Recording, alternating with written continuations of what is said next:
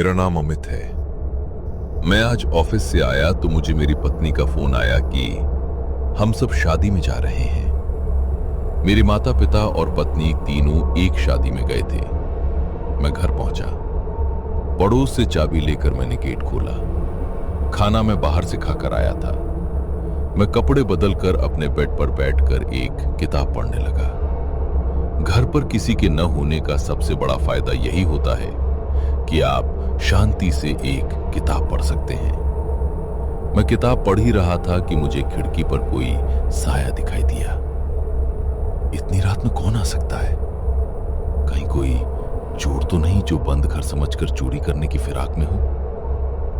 मैं यही सब सोच रहा था, फिर मैंने उठकर कमरे की लाइट ऑन की। इसके बाद मैं खिड़की के पास गया और चिल्लाया, कौन है वहां? लेकिन सामने से कोई उत्तर नहीं आया। तो मैंने डरते डरते खिड़की खोलकर देखा। तभी मैंने देखा एक आदमी बाहर की ओर भाग रहा है। मैं जल्दी से मैन गेट खोलकर बाहर आया, लेकिन तब तक वो काफी दूर जा चुका था। अब मुझे पूरा यकीन हो चुका था कि वो चोर ही था, लेकिन अब तो वो जा चुका था। इस घटना से मेरी नींद पूरी तरह से उड़ चुकी थी।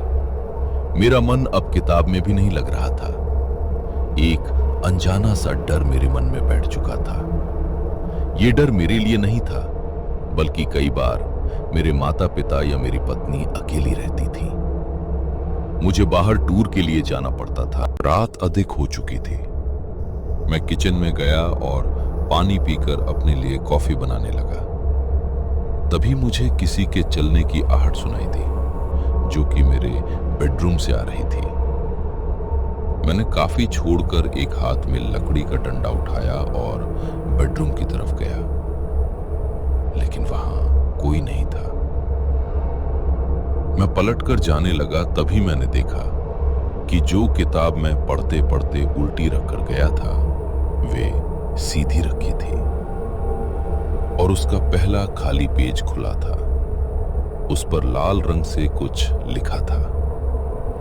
मैंने पास जाकर देखा तो उस पर लिखा था, मैं तुम सबको मार दूंगी। ये पढ़ते ही मेरे हाथ से किताब छूट गई। मैंने इधर उधर देखा, वहां कोई नहीं था। वो खिड़की अब भी खुली थी, जिसे मैंने ही खोला था। मैंने जल्दी से जाकर खिड़की बंद कर दी। मेरे दिल की धड़कन बहुत बढ़ गई थी। मैंने पलंग के नीचे, अलमारी में, हर जगह देखा, लेकिन मुझे कोई नजर नहीं आया। आखिर ये किसने लिखा और क्यों? यही सब सोचकर मैं घबरा रहा था।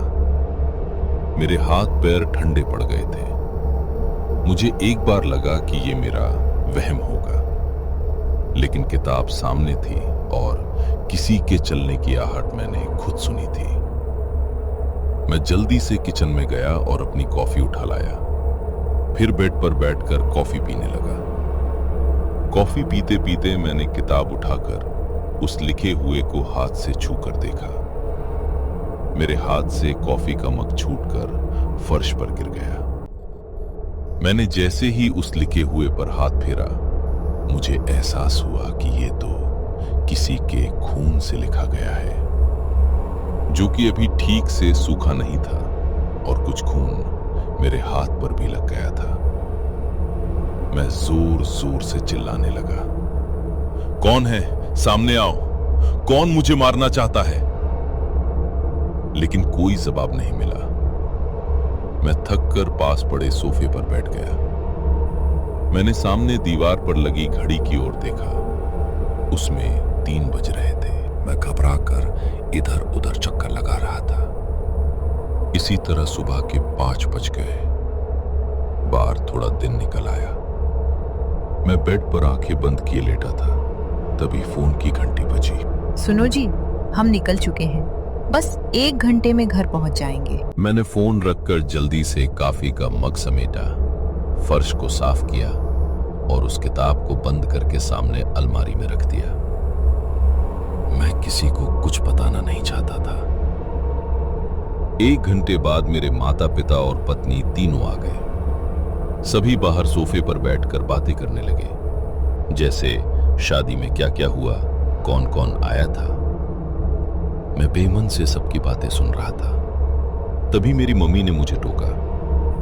क्या बात है अमित, कुछ परेशान दिख रहा है, तेरी आंखें भी लाल हो रही हैं। क्या रात को सो नहीं पाया? मैंने मुस्कुराते हुए कहा, नहीं मम्मी, ऐसी कोई बात नहीं है। मैं रात देर तक किताब पढ़ता रहा, नींद नहीं आ रही थी। मेरी पत्नी आशा ने कहा, मैं सबके लिए चाय बना कर लाती हूं, फिर आराम कर लेना, आज तो आपकी छुट्टी है। मैंने हां में सिर हिलाया। आशा चाय बनाने चली गई। मेरी मम्मी अपने कमरे में जाकर बेड पर लेट गई। मुझे मौका मिल गया पापा से बात करने का। मेरे पापा ज्ञानचंद जी बहुत समझदार इंसान थे। उन्होंने बहुत तकलीफें उठाई, लेकिन कभी हार नहीं मानी। मैं अपनी हर बात अपने पापा से शेयर करता था। मैंने पापा को सारी बात बता दी और कहा कि वे किसी से कुछ न कहें। पापा कुछ देर सोचते रहे, फिर बोले, मुझे वो किताब दिखा। मैं जल्दी से किताब ले आया। पापा ने किताब को खोला। लेकिन ये क्या? ये देखकर पापा बोले, मुझे लगता है ये तेरा वहम है। मैं कुछ समझ नहीं पा रहा था। कुछ देर चुप बैठकर मैंने कहा, नहीं पापा, ये मेरा वहम नहीं है। ये देखा, वो खून के दाग अब भी मेरी उंगलियों पर लगे हैं। मेरे पापा ने मेरे हाथ को गौर से देखा। अब उन्हें यकीन था कि मैं सच बोल रहा हूं। उन्होंने कहा, तू चिंता मत कर, तैयार हो और मेरे साथ चल। इसी बीच आशा चाय लेकर आ गई। हम तीनों ने चाय पी। इसके बाद मैं तैयार होकर पापा के साथ बाहर निकला। हम गाड़ी में बैठकर पापा के बताए पते पर चल दिए। वहां पहुंचकर मैंने देखा, ये एक पुरानी सी हवेली थी, लेकिन अच्छी तरह से सजी हुई थी। पापा जैसे ही अंदर पहुंचे, एक बुजुर्ग से व्यक्ति ने आकर कहा, अरे भाई ज्ञानचंद, आज अचानक बहुत दिनों बाद आए। पापा उनके गले लग गए। मैं कुछ समझ नहीं पा रहा था। फिर पापा ने कहा, वो अब फिर से मुझे धमकी दे रही है, मेरे बेटे को धमका रही है, उसे रोकना होगा। कल ये मेरा बेटा अमित घर में अकेला था। वो इसकी किताब पर लिख गई कि वो हम सबको मार देगी। देख भाई कमल, इसका कुछ बंदोबस्त कर, मेरे परिवार पर आंच नहीं आनी चाहिए। कमल जी कुछ देर सोच में पड़ गए। फिर उन्होंने कहा, भाई साहब, यही सब कुछ दिन से मेरे साथ भी हो रहा है। तरह तरह से मुझे धमकी मिल रही हैं। मुझे लगा कहीं तेरे साथ भी यही सब ना हो रहा हो, इसीलिए मैंने कल एक आदमी को तेरे घर भेजा था।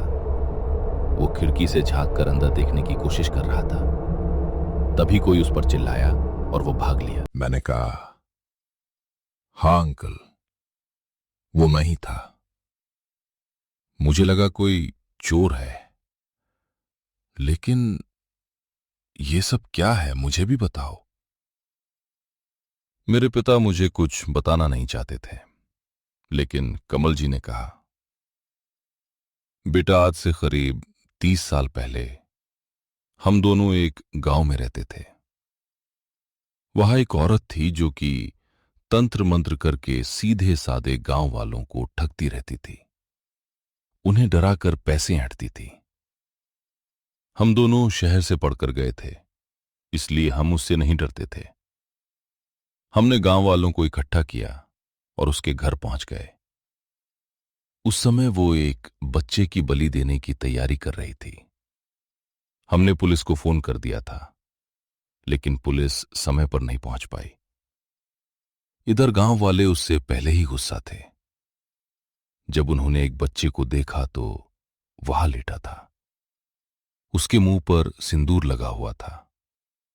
पास ही में एक तलवार रखी थी। ये देखकर गांव वालों ने उस पर हमला कर दिया। हम गांव वालों को रोकते रहे कि इसे सजा कानून देगा, लेकिन हमें सबने पकड़ लिया और फिर उसी तलवार से उसे मौत के घाट उतार दिया। मरते मरते उसने हम दोनों की ओर देख कहा, जैसे मैं आज तड़प कर मर रही हूं। ऐसे ही तुम दोनों का परिवार मरेगा। उसके बाद हम दोनों शहर चले आए, अपने अपने काम में व्यस्त हो गए। शादी हो गई, बच्चे हो गए, हम इस सब को भूल गए। लेकिन समय समय पर गांव से खबरें आती रहती थी कि जिन दो नूंगे ने उसे तलवार से मारा था, उनकी लाश कुछ दिन बाद पेड़ से लटकी मिली। हम दोनों डर गए थे, लेकिन किसी को कुछ नहीं बताया। आज 30 साल बाद लगता है उसकी आत्मा को हमारे बारे में पता लग गया है। बेटा तू चिंता मत कर, हम इसका कुछ न कुछ इंतजाम कर लेंगे। यह सुनकर मेरे होश उड़ गए। इतना सब कुछ छुपा था इस सब के पीछे। मैं सोच में पड़ गया। वहां कुछ देर बातें करके मैं पापा के साथ घर आ गया। रास्ते में पापा ने किसी को कुछ न बताने की कसम मुझे दे दी थी। अचानक मेरा परिवार इतने बड़े संकट में पड़ गया जिसमें हमारा कोई कसूर नहीं था। यह सोच सोच कर मेरा हाल बेहाल होता जा रहा था। घर आकर मैं सोने चला गया। अगले दिन मैं ऑफिस गया और जाते समय पापा को हिदायत दी कि वे घर पर ही रहें। ऑफिस के सारे काम निपटाकर मैं शाम होते ही घर आ जाता था। रात को जगता रहता था। मुझे अब घर के हर कोने से डर लगता था। चिंता अपनी नहीं थी, लेकिन माता पिता और पत्नी को लेकर मैं बहुत डर गया था। 2 दिन बाद पापा ने कहा, बेटा चिंता मत कर, हमें एक तांत्रिक मिल गया है। हम सबको उसके साथ गांव जाना है। वहीं वो पूजा कर उस आत्मा को मुक्ति दिलाएगा। मैंने कहा, पापा कब चलना है? पापा ने कहा, बेटा 2 दिन बाद अमावस्या है, उसी दिन चलेंगे। कमल जी का परिवार भी चलेगा। वो तांत्रिक पूजा करके सबको एक काला धागा देगा, जिसे गले में पहनकर कोई डर नहीं रहेगा। फिर वो आत्मा की मुक्ति के लिए यज्ञ करेगा। तय समय पर हम सब गांव पहुंच गए। वहां हमारे पुराने घर में तांत्रिक ने पूजा शुरू कर दी।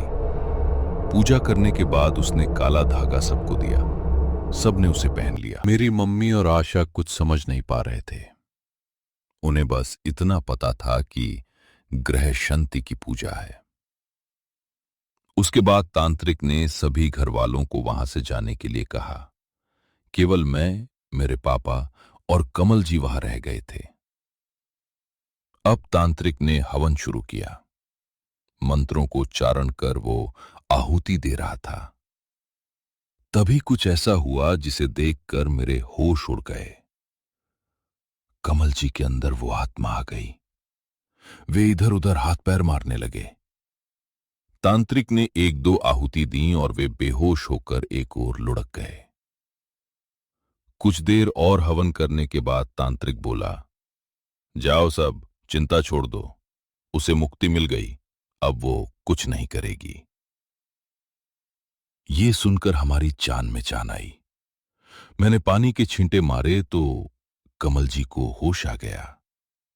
वे काफी कमजोरी महसूस कर रहे थे। सब काम निपटाकर हम घर आ गए, लेकिन अब भी हमें 1 महीने तक वो काला धागा अपने गले में पहनना था। कुछ दिन सब ठीक चलता रहा। एक दिन मैं ऑफिस से घर आया, गाड़ी घर के नीचे खड़ी कर रहा था। तभी एक आदमी मेरे पास आया और बोला, तुम्हें लगता है तुम बच जाओगे? नहीं, वो तुम सबको नहीं छोड़ेगी। वही यहीं है, कहीं नहीं गई है। मेरा हाल देखो। वो आदमी बहुत डरावना था। उसका चेहरा बहुत भयानक था। फटे हुए कपड़े।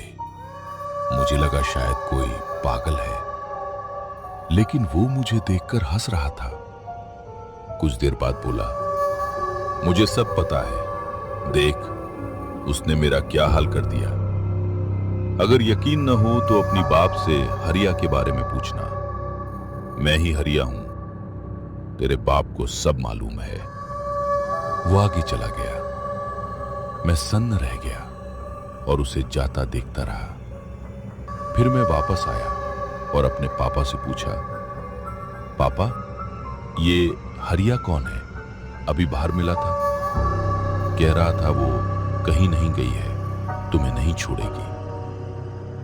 पापा ये सुनकर घबरा गए और बोले, अगर वो कह रहा है तो सच ही है।